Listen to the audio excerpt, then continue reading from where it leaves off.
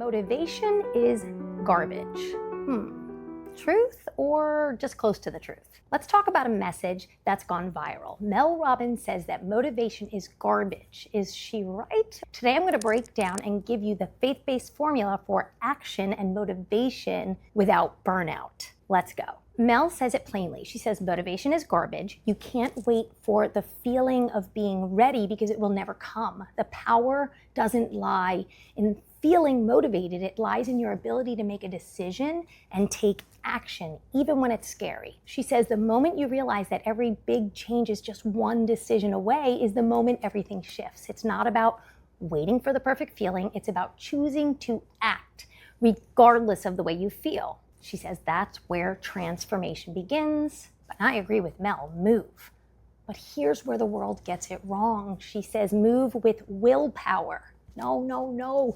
That's where the world always falls short. An inch away from the truth, but a mile from transformation. The world tells you, push yourself, hustle, grind it out with sheer willpower. But what happens when that energy fades, when the motivation is gone? You're stuck again. You're left burned out, grinding with no real fuel. What the world needs isn't more motivation, I agree. It's godly inspiration, a power that doesn't come from within yourself, but from Him. Let me show you the difference between moving with your willpower versus moving in faith. In the Bible, the book of Exodus, second book in the Bible, the Israelites, God's chosen people, they're being chased by Egyptians and they're about to be captured and there's no way out. In Exodus 14:15, the Lord says to Moses, quit praying, get the people moving, forward, march. Use your rod, hold it out to the water, and the sea will open up a path before you, and all the people of Israel shall walk on through to dry ground.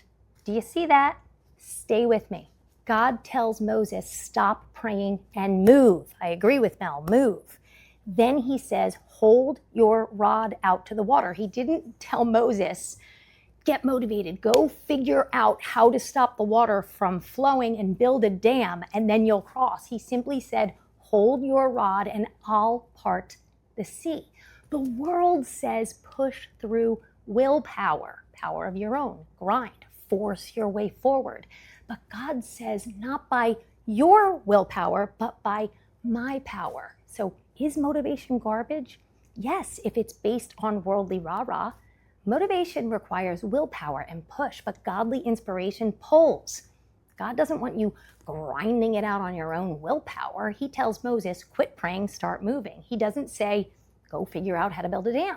He says, move in faith and I'll take care of you. I'll part the seas. Your faith comes in your action, which is what Mel said. Act first, but act in faith. You move in faith. When you move, God parts your Red Sea. Come on, Jen, my Red Sea. Okay, maybe He opens doors for you. He brings the right people, the right opportunities, and He leads you exactly where you need to be. I agree with Mel. Now it's time to move. You know, Moses wasn't sitting there rubbing his temples, manifesting the promised land. God said, move. That's when you receive God's divine inspiration. Worldly motivation, God's divine inspiration. See the difference? One keeps you stuck and one has the ability to part a Red Sea. So you want motivation? Well, I mean this divine inspiration. Pray for these two things, vision and purpose, then move. Moses was praying before his breakthrough. Then he took the first step. It's not about doing it all on your own. It's about trusting God to lead the way. That's how miracles happen. Pray for the vision. Vision is what? Seeing beyond what your eyes can see. It's seeing the end through the eyes of faith. And then pray for God's plan. When you have vision of where He wants you to go and purpose, you know why He wants you to do what He wants you to do, there's nothing you can't do. You become divinely inspired. And you know what happens? You don't have to be pushed out of bed. You're pulled. You leap out of bed. You wake up excited for the next day. You can't wait to start. You're completely unstuck. So what is your vision and what is your purpose? Gosh, are you going to figure that out in 5 minutes right here? Well, go on my YouTube. I do a lot of shows and I help you with that. But once we have your vision and once we have your purpose, I'm telling you, God lights the path. You know, Moses wasn't just escaping Egyptian soldiers who were chasing him. He was leading God's people to the promised land. That was his vision that was pulling him. And his purpose was to save God's people. Do you see the difference? He was moving in purpose with a clear vision. You know, I agree. Mel says move first. But move where? Like take a vacation, take a walk on the beach. What's your vision? What's your purpose? Motivation requires willpower and push, but godly inspiration is going to pull you. You ask God to move your feet, you seek his purpose and his vision on your life, you will be forever divinely inspired. And I'm telling you, when that happens, God brings the rain. So what is the truth behind this trend of, is motivation garbage? Mel says you're one decision away from a totally different life.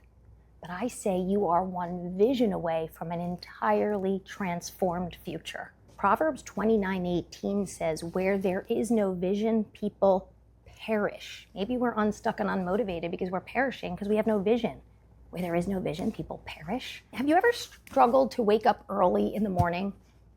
Well, what if you had a vacation the next day? Suddenly you'd have zero trouble getting out of bed. Why?